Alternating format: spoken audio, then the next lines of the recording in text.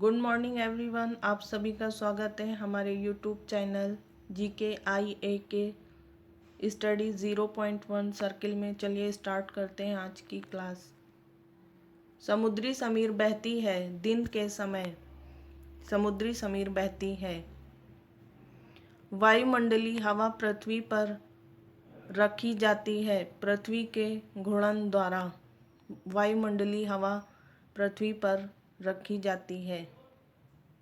Europe में जूरा पर्वत से जिनेवा झील की तरफ रात्रि में चलने वाली शीतल एवं शुष्क पवन को किस नाम से जाना जाता है? जोरान नाम से यूरोप के जूरा पर्वत से जिनेवा झील की तरफ रात्रि में चलने वाली शीतल एवं शुष्क पवन को जाना जाता है। संयुक्त राष्ट्र अमेरिका के मध्य मैदानों पर चिनूक हवाओं का क्या प्रभाव पड़ता है? जाड़े का तापमान बढ़ जाता है। डोलड्रम क्या है? उष्णकटिबंधीय पवन पट्टी है। सिरोको एक नाम किस अर्थ के लिए प्रयुक्त होता है? एक स्थानीय पवन के लिए सिरोको का नाम प्रयुक्त होता है। फ्रॉन्टल वर्षा किस कारण होती है? चक्रवाती गतिविधि द्वारा फ्रंटल वर्षा होती है। टॉर्नेडो है एक अति निम्न दाब केंद्र टॉर्नेडो है। डोलड्रम क्या है? भूमध्य रेखा के आसपास अल्प दाब का क्षेत्र डोलड्रम है। कौन सा देश टाइफून से प्रभावित रहता है? फिलीपींस एवं जापान टाइफून तूफान से प्रभावित रहता है। हरिकेन चलते हैं मिसिसिपी घाटी में हरिकेन चलते हैं। भारत के प्रथम खनिज नीति कब घोषित हुई थी? 1951 ईस्वी में भारत के प्रथम खनिज नीति की घोषणा हुई थी। भारत में टीम का अग्रगण्य उत्पादक है। झारखंड में टीन का अग्रगण्य उत्पादक है। भारतीय हीरा संस्थान कहाँ स्थित है? सूरत में हीरा संस्थान स्थापित है। भारत में हीरे की खानें हैं। मध्य प्रदेश में हीरे की खानें हैं। भारत किसका आयात नहीं करता है? लौह अयस्क का भारत आयात नहीं करता है। किस जिले में तांबा खनिज का सबसे बड़ा भंडारण है? राजस्थान में तांबा खनिज का सबसे बड़ा भंडारण है। कौन सा खनिज केरल में बहुतायत में मिलता है?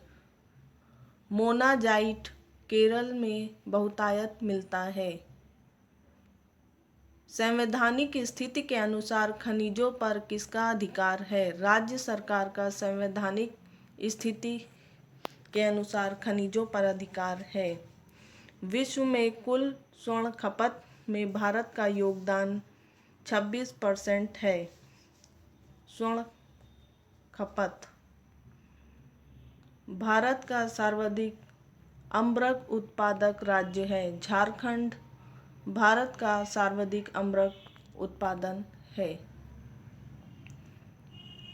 भारतीय संविधान का कौन सा अनुच्छेद राज्य सरकारों को ग्राम पंचायत के गठन का निर्देश देता है? अनुच्छेद 40 राज्य सरकारों को ग्राम पंचायत के गठन का निर्देश देता है।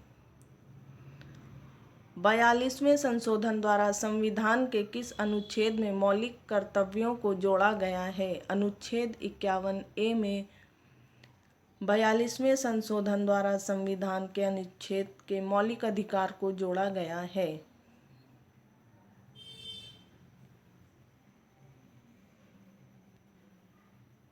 भारत के संविधान के किस अनुच्छेद के अंतर्गत भारत के राष्ट्रपति पर महाभियोग चलाया जा सकता है? अनुच्छेद 61 में भारत के राष्ट्रपति के ऊपर महाभियोग चलाया जा सकता है।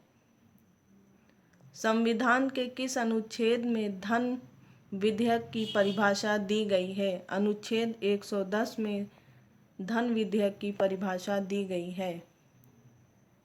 राष्ट्रपति उच्च न्यायालय से संविधान के किस अनुच्छेद के अंतर्गत परामर्श दे सकता है? अनुच्छेद 143 में राष्ट्रपति सर्वोच्च न्यायालय से संविधान के अनुच्छेद के अंतर्गत परामर्श दे सकता है।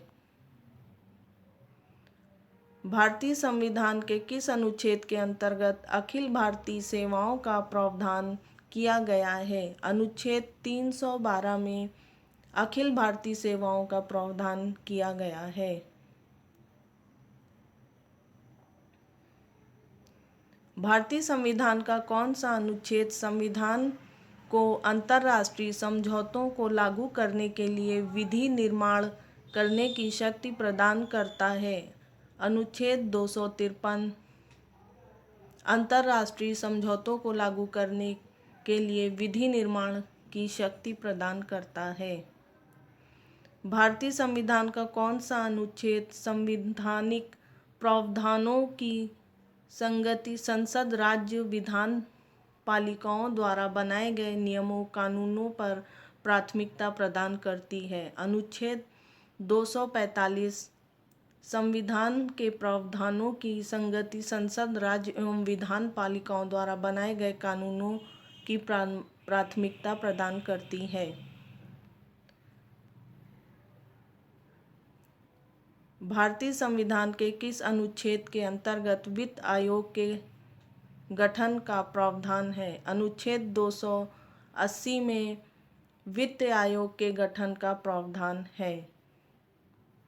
भारतीय संविधान का अनुच्छेद 324 किससे संबंधित है? मुख्य निर्वाचन आयुक्त की शक्तियां और कार्य से अनुच्छेद 324 संबंधित है। भारत में बाहरी आक्रमण अथवा सशस्त्र विद्रोह के कारण भारत के राष्ट्रपति द्वारा राष्ट्रीय आपातकाल की घोषणा किसके अंतर्गत की गई? अनुच्छेद 352 के अंतर्गत राष्ट्रीय आपातकाल की घोषणा की गई। भारतीय संविधान के किस अनुच्छेद के अंतर्गत प्रत्येक राज्य मातृभाषा का प्रचार एवं अनुदेश प्राथमिक शिक्षा में लागू कर सकता है? अनुच्छेद 350 ए में मातृभाषा के प्रचार एवं अनुदेश प्राथमिक शिक्षा में लागू कर सकता है। संसद को संविधान संशोधन का अधिकार दिया गया है। अनुच्छेद 368 में संविधान संशोधन का अधिकार दिया गया है। बंगाल का कौन सा शासक हर्ष का समकालीन था? शशांक बंगाल का शासक हर्षवर्धन के समकालीन था। बाणभट्ट की सम्राट के राज दरबारी कवि थे। हर्षवर्धन बाणभट्ट की राज्य के राज दरबारी कवि थे। हर्षवर्धन के शासनकाल में उत्तर भारत का सबसे महत्वपूर्ण शहर कौन सा था? कन्नौज। हर्षवर्धन के शासनकाल में उत्तर भारत का सबसे महत्वपूर्ण शहर था। हर्षवर्धन अपनी धार्मिक सभा कहाँ किया करते थे? प्रयाग में अपनी धार्मिक सभाएं किया करते थे। कवि बाणभट्ट निवासी था। धनेश्वर का निवासी था बाणभट्ट। नागानंद रत्नावली एवं प्रियदर्शिका नाटकों के नाटककार थे। हर्षवर्धन थे। गुज्जरों को किस शासक ने पराजित किया? हर्षवर्धन ने पराजित किया गुज्जरों को। नर्मदा नदी पर सम्राट हर्ष के दक्षिणावर्ती अग्रगमन को रोका गया। पुलकेशिन सेकंड के द्वारा नर्मदा नदी पर सम्राट हर्ष के दक्षिणवर्ती अग्रगमन को रोका गया, मतलब आने से उन्हें रोका गया भारत में। मौखरी शासकों की राजधानी थी कन्नौज। घंटी यंत्र तुला यंत्र का प्रयोग होता था। खेत की सिंचाई के लिए घंटी यंत्र तुला यंत्र का प्रयोग होता था। भारत की प्रथम महिला राष्ट्रपति श्रीमती प्रतिभा देवी सिंह पाटिल भारत की पहली महिला राष्ट्रपति थीं। भारत के प्रथम महिला प्रधानमंत्री कौन थीं? श्रीमती इंदिरा गांधी भारत की प्रथम महिला प्रधानमंत्री थीं। भारत की प्रथम महिला लोकसभा अध्यक्ष कौन थीं?